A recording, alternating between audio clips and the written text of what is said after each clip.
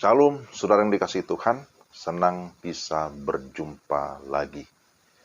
Saya akan membagikan dua ayat firman Tuhan dari Ibrani pasal 13 ayat 1 dan 2. Peliharalah kasih persaudaraan. Jangan kamu lupa memberi tumpangan kepada orang, sebab dengan berbuat demikian, beberapa orang dengan tidak diketahuinya telah menjamu malaikat-malaikat. Nah, itulah firman Tuhan. Nah, bagian ini bicara tentang persaudaraan. Peliharalah persaudaraan. Dari bahasa Yunani dipakai istilah Philadelphia. Itu bicara tentang kasih persaudaraan. Nah, saudara, berbicara tentang kasih persaudaraan, ini merupakan hal yang sangat penting untuk dijaga, untuk dipelihara, untuk ditumbuh kembangkan. Karena kita hidup di dalam masyarakat sosial yang beraneka ragam suku, beraneka ragam bahasa, beraneka ragam kepercayaan atau agama. Nah, bagaimana kita bisa hidup berdampingan satu dengan yang lain? Tentu kalau di dalamnya ada prinsip kasih persaudaraan yang terus terjaga, terus terpelihara. Jadi di sini dikatakan, orang yang memelihara kasih persaudaraan, maka dia akan peduli kepada orang lain, peduli kepada sesama, peduli terhadap kesedihan, peduli terhadap penderitaan, peduli terhadap yang namanya permasalahan-permasalahan orang lain yang ada di sekitarnya. Maka di dalam ayat yang kedua dikatakan, jangan kamu lupa memberi tumpangan kepada orang. Memberi tumpangan. Memang konteksnya ketika firman ini ditulis, bahwa orang-orang Kristen mula-mula, mereka berada di dalam berbagai kesulitan. Oleh karena mereka dikejar-kejar, bahkan juga ditindas, dianiaya oleh orang-orang yang tidak seiman, ya orang-orang yang membenci kepada kekristenan. Maka kehidupan mereka akhirnya banyak yang menjadi pelarian, mereka kehilangan harta benda, mereka di dalam kelaparan, mereka juga ada yang kehilangan tempat tinggal atau kehilangan rumah, bahkan juga anggota keluarganya bisa terpisah satu dengan yang lain. Maka dalam kondisi yang demikian, terhadap orang-orang yang hidupnya aman, yang hidupnya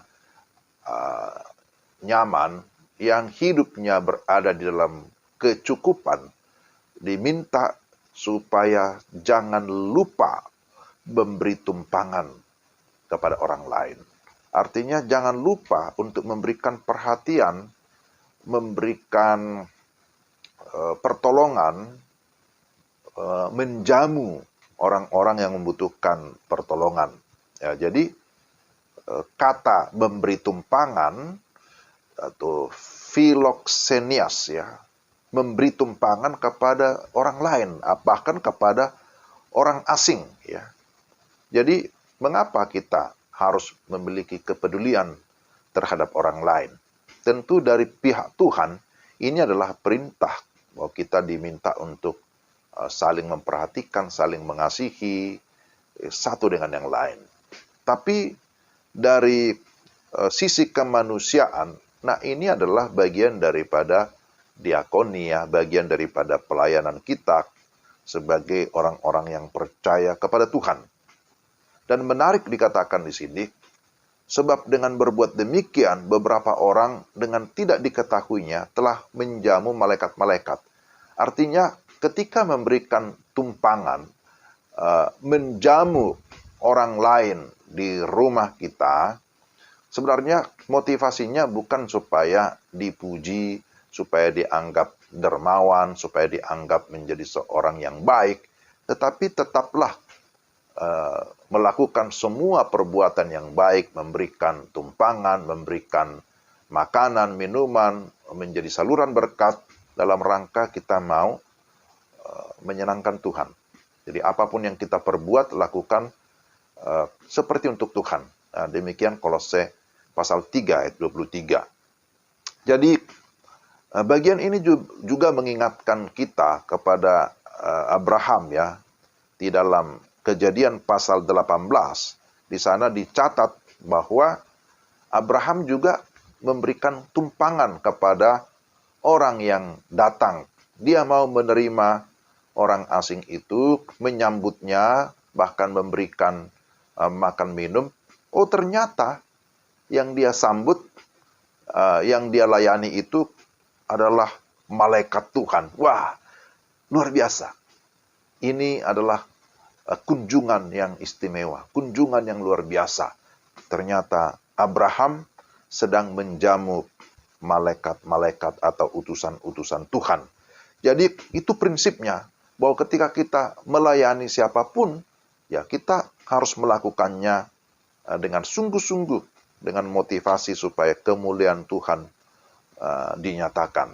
Bagaimana kita memberikan perhatian, memberikan pertolongan, haruslah tentu di dalam kerelaan, dengan sikap hormat, dengan santun, dan tidak bersungut-sungut. Ya, tetapi di dalamnya ada sukacita, maka di sana kita akan mengalami kebahagiaan. Jadi, sekali lagi, peliharalah kasih persaudaraan. Jadi, siapa yang dimaksud saudara? Apakah hanya orang-orang yang seiman? Apakah hanya anggota keluarga kita? Apakah hanya tetangga di lingkungan kita? Tentu dalam konteks ini bahwa setiap orang-orang tertentu yang memang membutuhkan pertolongan, yang tentu membutuhkan belas kasihan, maka kita perlu menaruh belas kasihan. Sama seperti Yesus melihat orang banyak yang menderita, yang terlantar hatinya, penuh belas kasihan, sehingga memberikan pelayanan, sekalipun dia tidak mengenalnya, sekalipun orang itu mungkin tidak menghormati, tidak menghargai, tapi bagian kita adalah bagaimana menunjukkan kepedulian, menunjukkan kasih kepada orang yang membutuhkan. Nah, ini adalah bagian yang sangat penting untuk kita perhatikan dalam meningkatkan hubungan yang baik, toleransi, bahkan juga persaudaraan yang baik, yang rukun, dimanapun kita berada. Kiranya ini bisa bermanfaat. Tuhan memberkati saudara-saudara sekalian. Salam.